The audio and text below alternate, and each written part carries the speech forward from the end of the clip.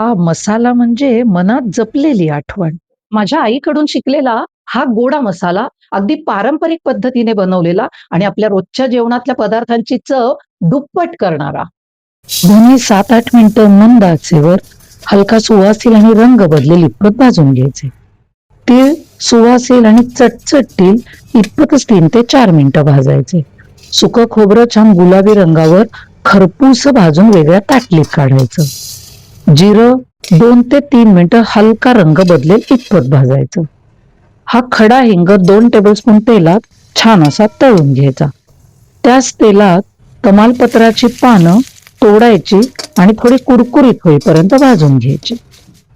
ही मोठी वेलची ती सुद्धा अगदी 10-20 सेकंद तळून घ्यायची.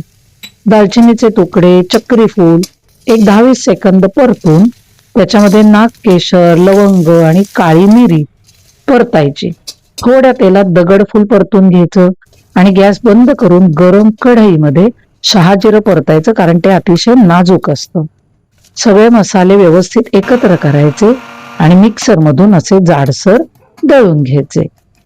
याच्यामध्ये खोबरं असं हाताने चुरून घालायचं किंवा मिक्सरमध्ये हलकं फिरवायचं. 1 चमचा हळद आणि चवीनुसार मीठ घालून एकत्र केले की जबरदस्त मसाला तयार. परफेक्ट गोडा मसाला जो बनवेल तुमचं जेवण एकदम सुपर.